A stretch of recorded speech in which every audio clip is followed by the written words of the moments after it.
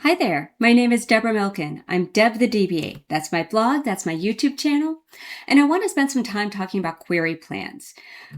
The more I work with them, the more I realize the majority of performance tuning, it all comes back to the query plan. We're always looking at what the individual queries are and the information that goes along with it. But I've come to appreciate there's a nuance that where we get our query plans matters. Where we get those from, where are we looking for it? Because the information that we get is a little different. What do I mean by that? Well, the query plan itself is the same everywhere. It doesn't matter where we get it. The query plan is the query plan. It doesn't change. But what changes is the data that we get captured with the plan. And where we get our query plan means we're going to have different data attached to it. And depending on what we want to do and how we're trying to troubleshoot whatever problem we're seeing, that's going to matter and it's going to make a difference. And there's going to be ways that we're going to want to capture the query plan from different angles, different places, essentially, so we can really get a full picture of what's going on and how we can tune and solve our performance problems with SQL Server. So what I'm thinking is we're going to spend a couple videos talking about this. Why? As you can tell, I'm wordy and I'll probably repeat myself 10 million times. I'm working on it and, you're probably already fast forwarding through this anyway. But the real thing is I want to kind of take a look at each section and give you a chance to think about what we've just talked and what we've looked at and kind of get a good understanding of different things. This way you can come back and forth between the videos and blog posts and really get a good idea of what we're talking about. So here's the setup that we have. We're going to work with a stored procedure with a multi-statement table valued function. Why do I want to do this?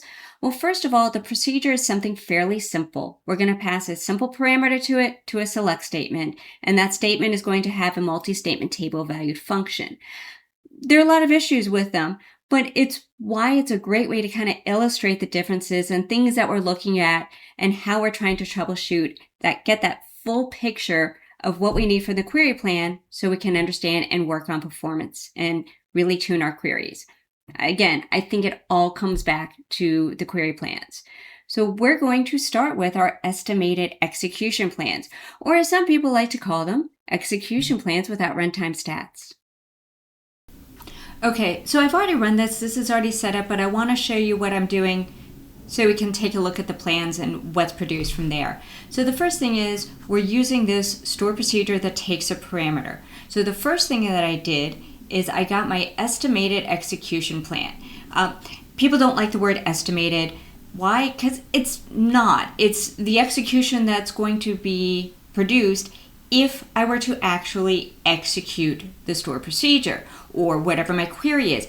It's just everything without the runtime statistics. So certain things it can predict that it's going to do. It can, if they're conditional statements, it's going to display what all of those are. It can't figure out runtime things like, hey, you just kicked off a trigger, or hey, there's dynamic SQL and here's the statement. It won't know that information, but it can say, hey, I see you're doing a multi-statement table user function. Table valued function. Hey, we can see all of that stuff, even though you're not going to see it when you actually run it. I mean, it's there, but it kind of shows up in a different way.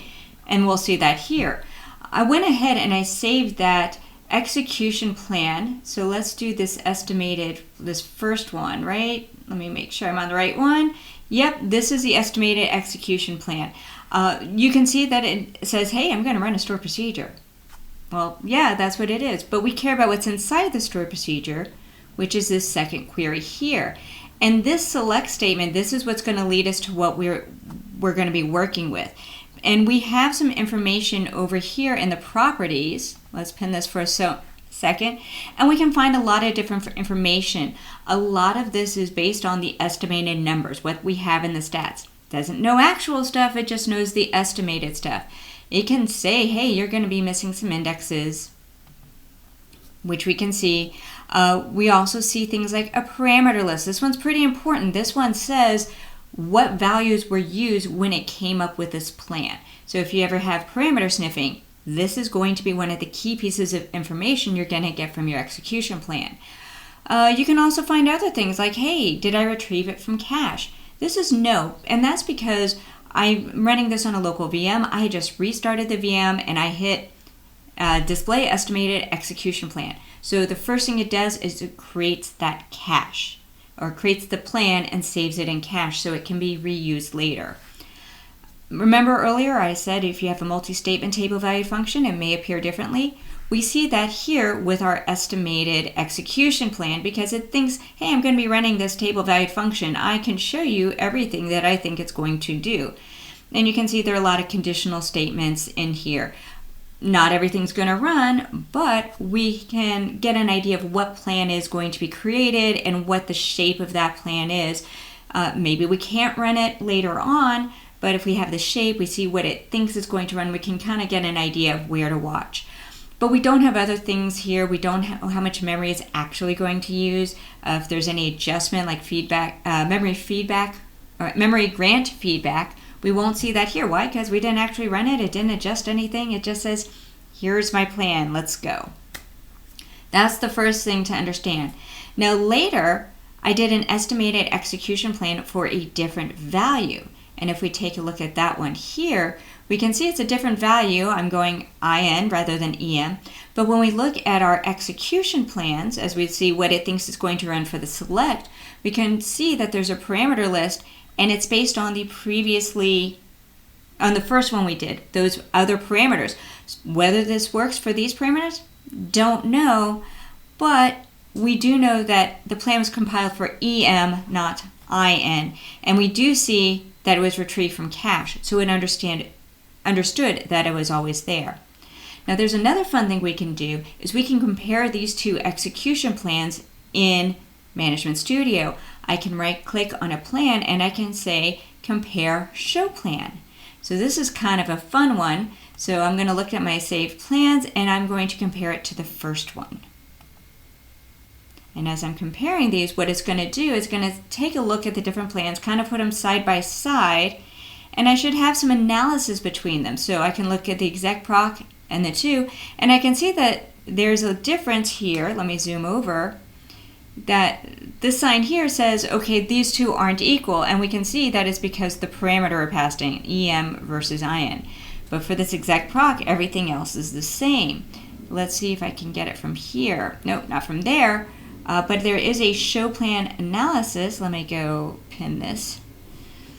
And I can now compare the second parts of the query, query 2, which is the select statement. And if we look for the comparison, everything is the same.